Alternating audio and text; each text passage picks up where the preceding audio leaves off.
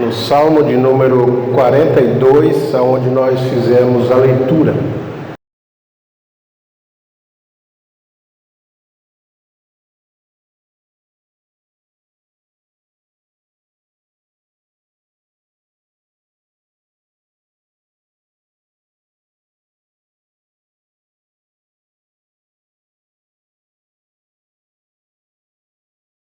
Quando nós olhamos para a Bíblia, ela tem vários ensinos para a nossa alma. Não sei se vocês perceberam que hoje nós cantamos o hino 193 duas vezes, né? Na abertura do culto as irmãs, porque o hino fala sobre por que estás abatida, ó minha alma, né? Se tu me almas, a Deus suplica, e está de acordo com a mensagem que Deus colocou no meu coração.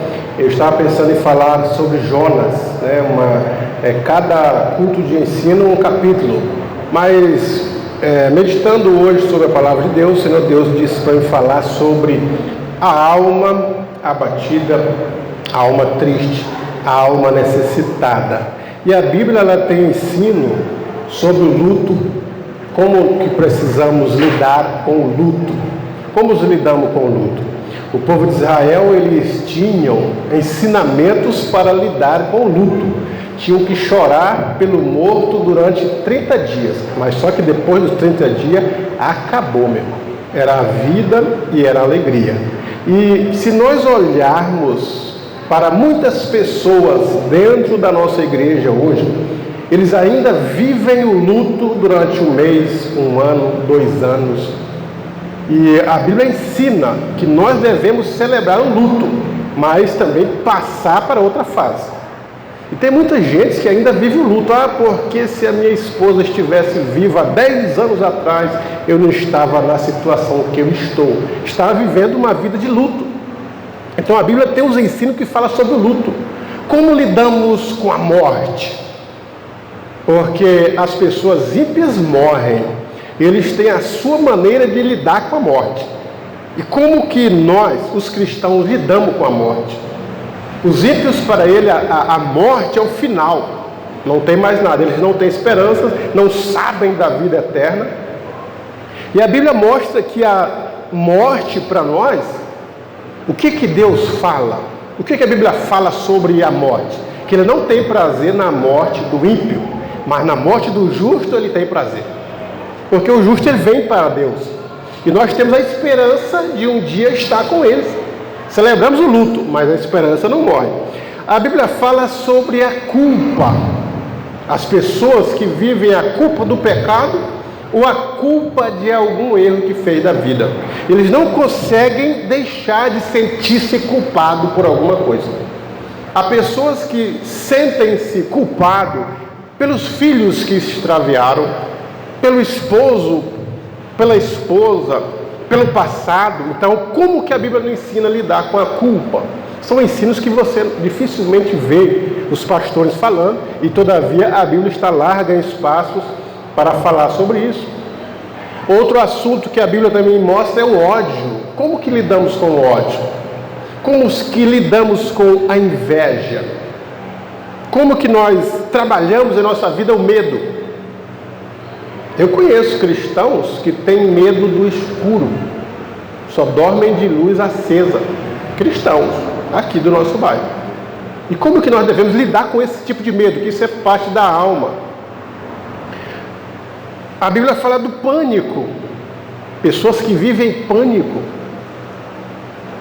Agora vamos meditar no que o salmista está passando. O que a Bíblia fala que o salmista está passando? Primeiro ponto aqui é um dos salmos dos filhos de Corá. Porque nem todos os salmos foram Davi que escreveu. Davi escreveu uns 70 e poucos salmos, eu não me lembro ao certo. Salomão também escreveu salmos. Coré escreveu, Asaf escreveu. Mas uma boa parcela nós não sabemos quem foram os autores dos salmos. Mas nesse caso aqui foram os filhos de Corá. E esse homem aqui, ele era da tribo de Levi e estava passando por uma dificuldade que às vezes nós nos identificamos com ela. Ou às vezes nós passamos pelas mesmas situações. E se não passamos, provavelmente passaremos. Então, por isso que é interessante a gente estudar, porque quando você passar por isso, você sabe como lidar. Ou se já passou, ou se está passando, sabe como proceder. O salmista ele vivia apertos, angústia e até uma depressão. Eu já falei em outros estudos aqui na igreja sobre a depressão, não um estudo específico sobre depressão, porque a depressão é necessário nós falarmos, porque é o mal do século, a depressão e a ansiedade. Depressão, pessoas na igreja vivendo em momentos de depressão. E a gente não pode classificar a depressão como somente uma obra maligna. Há estágios da depressão que o inimigo atinge, o diabo atinge. Mas há estágios que é por conta das circunstâncias da nossa vida. E uma das consequências aqui era o próprio salmista. Ele vivia em uma consequência parecida como esta. Há outro tema que é atual, que os psicólogos, psiquiatras, estudiosos estão falando, é a ansiedade. Pessoas ansiosas, sem tempo, sem condição de esperar. Você preste atenção como que a nossa sociedade é. Esse dia, parei no sinal, tinha um senhor na frente. Aí o sinal ficou verde. E passou 2 segundos e ele não prosseguiu. Sabe o que aconteceu? As buzinas. 2 segundos para ele arrancar, alguém já estava impaciente, a ponto de passar por ele e dizer palavrões, por causa de 2 segundos que ele não arrancou o seu carro e seguiu. Isso é ansiedade. E a ansiedade às vezes deixa as pessoas tristes, recalcadas, em casa, sem vontade de sair, sem vontade de passear. O que é a depressão? É a mudança da vida de uma pessoa. Ela perde aqueles hábitos costumeiros que ela gostava de fazer e de repente muda. Gostava de sair para o shopping, para passear, para uma praça, de repente ela não quer mais nada disso. Gostava de comer muito, de repente já não come mais nada. Ou ao contrário, ou passa a comer compulsivamente. Às vezes dorme muito à noite e durante o dia continua dormindo. Ou às vezes não dorme nada à noite, nem dorme nada de dia. Às vezes é o contrário. Então vamos analisar o que o salmista ele fala. Primeiro ele diz assim: a minha alma tem sede de Deus, do Deus vivo. Quando eu entrarei e me apresentarei ante a tua face? É uma pergunta do salmista. Aí ele fala: as minhas lágrimas, olha aqui, ó, as minhas lágrimas servem-me de mantimento de dia e de noite. Ele não estava comendo nada, só chorando. E as lágrimas que escorriam e entravam pelos lábios eram o mantimento dele. O choro, a tristeza. Porque ele chorava, ficava deprimido. E porque estava deprimido, ele chorava. Às vezes é assim com a nossa situação. As pessoas olham, não tem saída. E a depressão, a ansiedade, a tristeza, o desânimo, às vezes vem pelas percas. Às vezes nós perdemos um parente, aí pronto, a vida muda circunstancialmente, aí a gente não perde o sentido de sair, fica só pensando, fica em casa, não quer comer, não quer dormir, não quer se socializar. Às vezes sempre vem acompanhada de alguma perca. Às vezes a pessoa perde o emprego, perdeu o emprego, aí pronto, não tem saída, vai acabando o dinheiro, vai acabando, não tenho mais dinheiro. Aí começa a angústia, começa a tristeza, começa o desespero, começa o choro, o desânimo, as perguntas. O que eu vou fazer agora? Qual saída que eu tenho agora para a minha vida? Estou desempregado, as contas estão chegando. Eu preciso comer, preciso pagar as contas. E para onde que eu vou? Eu vou mudar?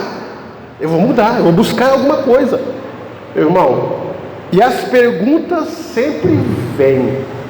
Uma das perguntas que sempre faziam para este homem aqui, para o salmista, era esta aqui, ó. Direi a Deus, a minha rocha, por que te esqueceste de mim? Na sensação que ele estava passando, parece que Deus havia esquecido dele. Porque ele pergunta, onde está o teu Deus? Os amigos deles, os ímpios, lá no último versículo, né, perguntavam, onde está o teu Deus? Cadê o teu Deus? E às vezes ele tinha a sensação, Deus esqueceu de mim. Irmãos, às vezes parece com a nossa situação. Às vezes quando nós estamos vivendo situação desesperadora, que a gente não vê saída, uma saída financeira, uma saída para uma doença, uma saída para o desemprego, para a angústia, para o casamento, porque às vezes as condições financeiras, o desemprego, afeta até o relacionamento, as questões emocionais. A pessoa fica muito frágil, qualquer coisinha, o nervo está à flor da pele, ele se irrita, ele chora, ele desanima, ele quer fazer alguma coisa, por causa da situação financeira, por causa de qualquer situação que está na nossa volta. E as perguntas sempre vêm, cadê Deus? Por que Deus não responde? Onde está o teu Deus? Para um salmista que estava vivendo essa situação, os amigos perguntavam, cadê o teu Deus? Por que o teu Deus não faz alguma coisa? E ele diz assim, ó, por que estás abatida, ó minha alma? Como uma ferida mortal em meus ossos, me afrontam os meus adversários, quando todo dia me dizem, onde está o teu Deus? É aquela situação, você não é crente, cadê teu Deus? Você não tem fé, cadê o teu Deus?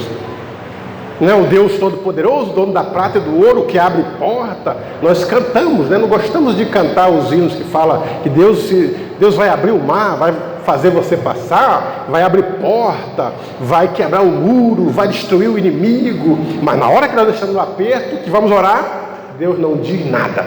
Já aconteceu com a gente assim, de estar orando, buscando uma resposta, desesperado, e Deus não diz nada. Já aconteceu da gente vir no culto, dizendo, hoje eu quero ouvir qualquer palavra, uma palavra já basta. A gente chega, aí o pregador fala com o da direita, fala com o da esquerda, fala com o da frente, fala com o de trás, e a gente fica esperando e ele passa, e ele não diz nada. Às vezes estamos assentados, querendo uma palavra de esperança, os hinos falam com o vizinho, a mensagem fala com outro vizinho, e não fala com a gente. A resposta que estamos buscando, ela não vem. E nós perguntamos, onde está Deus? Ou questionamos, por que Deus não responde?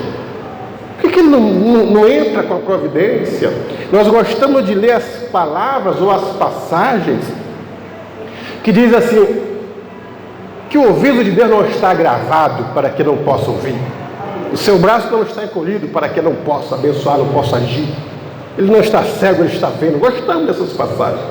Ou daquelas passagens que diz assim, que o leproso chegou para Jesus e disse, se tu queres, tu pode tornar-me limpo. Aí diz o texto, imediatamente Jesus disse, quero. Imediatamente é a palavra que nós precisamos no momento de desespero. Quando lemos a passagem de Pedro, que diz, Pedro começou a afundar, e ele diz assim, mestre, socorre-me. Jesus imediatamente disse, levanta, homem de pequena fé. Gostamos da palavra imediatamente. Mas e agora? Quando Deus não responde imediato? E quando Deus não manda resposta? Quando Deus não abre as portas? Quando Deus não olha para você? Quando Deus não usa ninguém para te atender? Quando nós estamos presos? Quando o céu é de bronze? Quando a oração não é respondida, quando a resposta não vem, o que é que nós devemos fazer?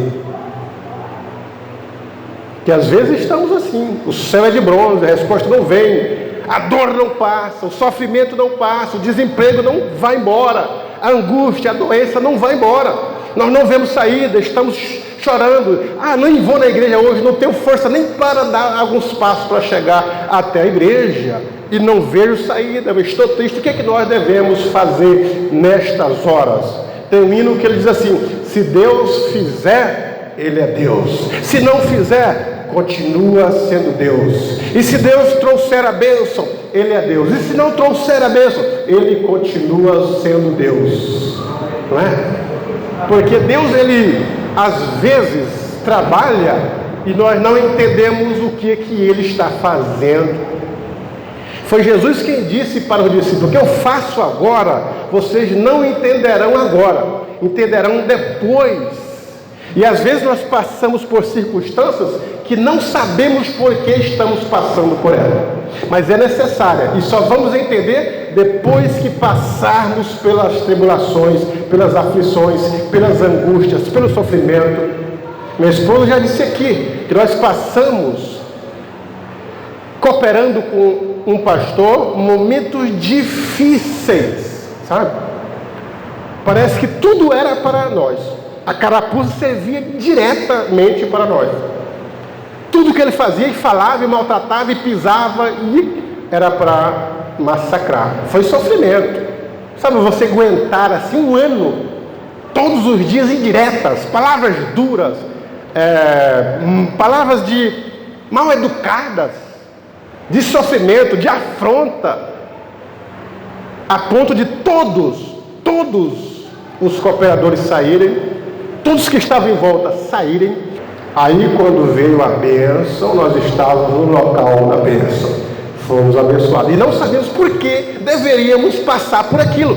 Sabe por quê? Porque agora, quando as pessoas chegam magoadas, quando as pessoas chegam despedaçadas para nós, aí nós sentimos, eu passei por isso, eu sei o que é isso, eu sei aonde está o curativo para esta dor. É por isso que nós deveríamos passar por isso, para ter experiências e ajudar não só mas diversas pessoas que vieram magoadas, tristes, amarguradas, e você dizer, eu tenho bálsamo da parte de Deus, tenho amor da parte de Deus, tenho a graça da parte de Deus, para te dar pelo menos uma palavra de ânimo da parte de Deus, e dizer, não é o final, levante e ande, tenha bom ânimo, porque Cristo está conosco no barco. Aleluia. São experiências. Então, o que eu estou querendo dizer? Que às vezes passamos por momentos difíceis que nós não sabemos o porquê estamos passando. Às vezes passamos por situações que nós não sabemos. E às vezes questionamos Deus. Por que, Deus? Por que tu não fala? Por que tu não age? Por que tu não ouve? O salmista está dizendo isso. E não só ele, mas os seus amigos chegavam e diziam, você ainda está nessa situação? E cadê o teu Deus? Chegava para o salmista e dizia, você ainda está no sofrimento? E cadê o teu Deus? E até ele dizia, está vendo, Deus? O salmista está dizendo aqui, os meus inimigos passam por mim e me afrontam com feridas mortais, dizendo, aonde que tu está? E eu não tenho respostas. Ele chegou a ficar doente. São as doenças psicossomáticas que eu disse para vocês, que é pela tristeza, pelo desânimo, pela dor, pela mágoa. Na alma, essas doenças saem no corpo. Às vezes saem hematomas, às vezes saem dor de cabeça, às vezes dor no tono muscular, às vezes na coluna, às vezes nas costas. A gente não sabe o que é. Não é doenças naturais, são doenças da alma. Precisam ser curadas a alma primeiro, para depois essas doenças desaparecer. O salmista estava nesta situação. Olha só como ele chega a dizer, ó meu Deus, dentro de mim a minha alma está abatida. Sabe o que significa? Sabe o que ele está querendo dizer? A minha alma está morta, porque você abate o animal, o exército abate o inimigo, e ele está dizendo, a minha alma está abatida, a minha alma está morta. Sabe o que é uma alma morta? Ela não tem reação. Uma alma morta, ele não tem coragem de levantar. Uma palavra não tem reação na vida dele. Não tem ânimo, não consegue andar, não consegue caminhar, não consegue produzir. É alma morta. Você vê como que é uma pessoa morta. Ele está no caixão. Pode jogar água quente, pode furar ele, pode virar para o outro lado, ele não tem reação, porque está morto. E o salmista está dizendo que a alma dele chegou a estar morta, não tinha reação, não tinha condições de caminhar mais, não tinha condições de orar mais. Eu me lembro de Jó, que ele falou todas as palavras que vieram à sua mente. Como diz, ele fez um retrospecto da sua vida, isto é, voltar ao passado, e vim buscando ao longo da sua vida o que é que ele tinha feito de errado e apresentou diante de Deus, questionou Deus. E quando ele fez tudo o que deveria fazer, ele não tinha mais palavras para falar. Quando acabou as palavras, quando ele perguntou tanto, por que Deus não age? Por que Deus não abre uma porta? Por que Deus não me cura? Aí de repente ele falava, só responde, Deus, só me fala alguma coisa. E Deus não dizia nada para Jó. Eu só quero ouvir uma palavra. E Deus não dava nenhuma palavra, só uma palavra de alívio. Ninguém tinha uma palavra de alívio. Aí quando ele não aguentou mais, ele não aguentava mais falar, não tinha mais palavras para falar, sabe o que aconteceu? Ele só gemia, só gemia, não tinha mais palavra. Os amigos que estavam ali, que conversaram tudo que tinham de conversar, também não tinham mais palavras para falar para Jó, só ouviam e choravam. Jó gemia de lá e eles choravam daqui. E durou muitos dias. Ele só não tinha mais palavras. Às vezes acabam as palavras para questionar Deus. Às vezes a nossa dor, o nosso sofrimento, o nosso desânimo, a nossa tristeza, o nosso choro, ele é tão cruel que acabam as palavras. Você só vira da cama para um lado, vira para o outro, pensando numa saída, pensando aonde vai arrumar um emprego, aonde vai arrumar um dinheiro, aonde vai para o hospital, o que vai falar para aquela situação, para o vizinho, para o filho, para a filha, para o esposo, para a esposa, como vai pagar a dívida, aonde vai arrumar alimento, só virando de um lado para outro. Mas tem um ditado que ele não é certo. As pessoas dizem assim, Deus tarda, mas não falha, não é isso?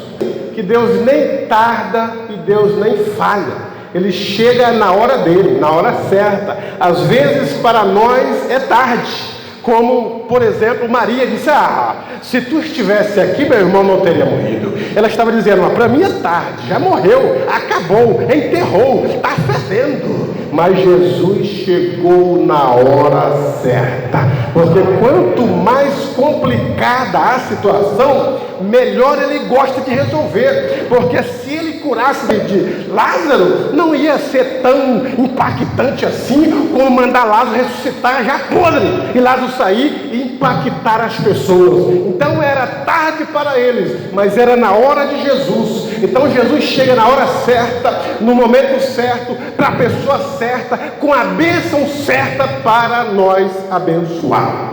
Aleluia! E quando Jó achava que não tinha mais jeito, não tem mais jeito. Quando o salmista aqui também, ele disse, não tem mais jeito, não tem mais jeito. A alma e o espírito disseram para o salmista, olha aqui que ele diz, espera em Deus, pois ainda o louvarei. Ele é a salvação da minha face, o meu Deus. Sabe quem pode nos ajudar? O nosso Deus. Sabe quem pode nos socorrer? O nosso Deus. Sabe quem pode abrir uma porta para nós? O nosso Deus. Sabe quem pode curar da doença incurável? O nosso Deus. Sabe quem pode arrumar emprego para nós? O nosso Deus. Sabe quem tem uma resposta na hora certa? O nosso Deus. Esse dia chegou um irmão desesperado. Ele chegou lá em casa, ele me ligou e disse, pastor, eu quero conversar. Falei, vem aqui em casa. Ele foi desesperado, chegou na área e disse, olha, as contas chegaram, o cartão está para acabar, os limites, o cheque especial, estou devendo muito, estou desempregado, e eu preciso de um emprego, eu quero um emprego. Eu falei assim, eu não posso te arrumar um emprego, mas você tem esperança em Deus? Ele disse, eu tenho. Eu falei para ele, você crê em Deus? Ele disse, eu creio em Deus. Eu falei para ele assim, você acredita que ainda dentro de poucos dias Deus pode abrir porta de emprego para você?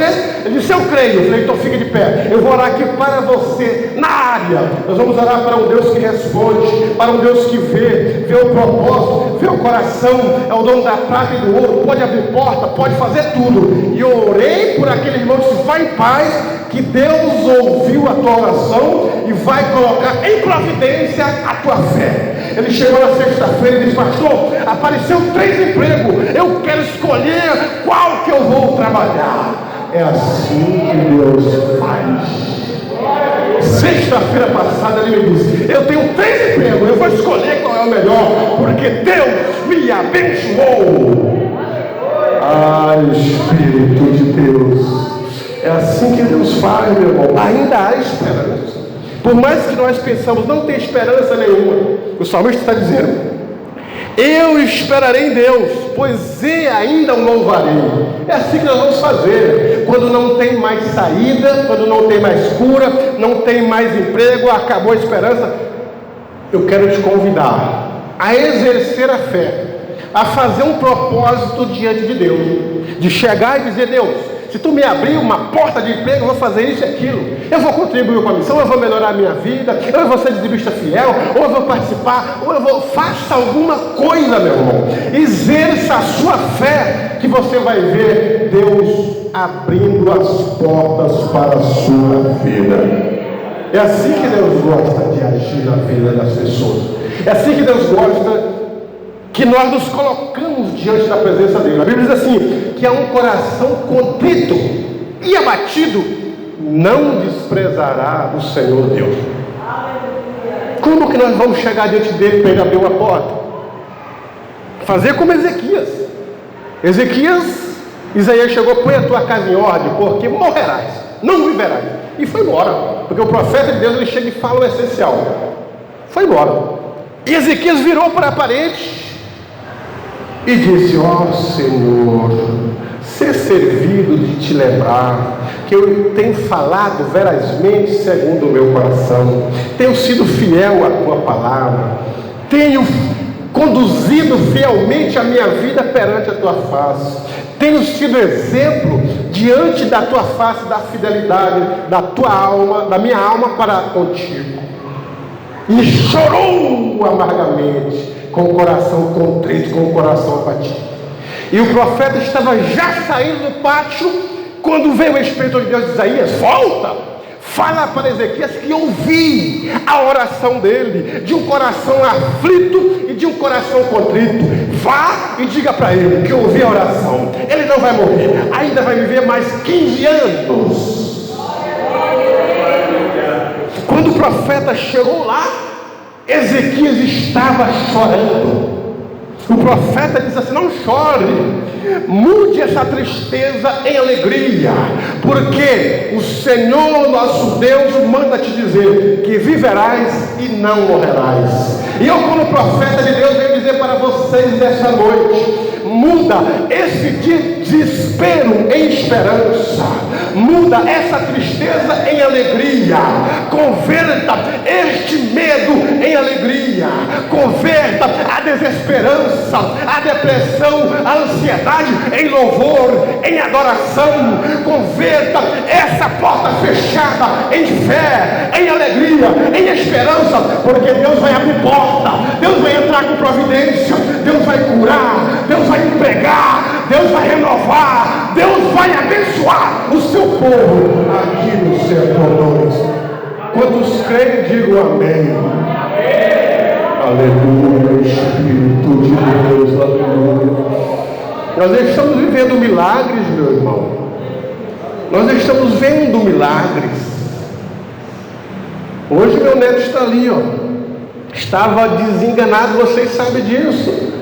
E o milagre acontece. Por que a gente não vai crer no milagre? Que Deus abre porta, emprega, transforma a ansiedade, cura a alma de quem está doente, de quem está muitas vezes vulnerável, está triste, às vezes o relacionamento está ruim, às vezes desanimado com as coisas. Deus quer mudar esse quadro. Deus é especialista em mudar o medo em coragem. Deus é especialista em mudar a aflição no sorriso, nos lábios. Deus é especialista em pegar a derrota e fazer dela a vitória. Deus é especialista em pegar a maldição e transformar ela em bênção. Deus é especialista de abençoar as pessoas, de trazer o milagre e a abundância para a vida daqueles que o servem e creem nele. Aleluia. É isso que Deus está fazendo. E esta é a palavra que Deus colocou no meu coração para trazer para vocês. Vocês saírem daqui com a cabeça erguida, sair daqui com a fé renovada, com a esperança renovada, porque Deus vai abençoando. Todos os dias Ele quer abençoar o seu povo. Ele é o abençoador. A Bíblia diz assim que Deus é o abençoador, o diabo que é amaldiçoador. A Bíblia diz que Deus é benigno E ele é especialista em benignidade. O diabo é maligno e é especialista em malignidade. Sabe o que é isso? A capacidade de fazer somente o que é mal. E sabe o que é benignidade? A capacidade, o atributo de Deus de fazer somente o bem.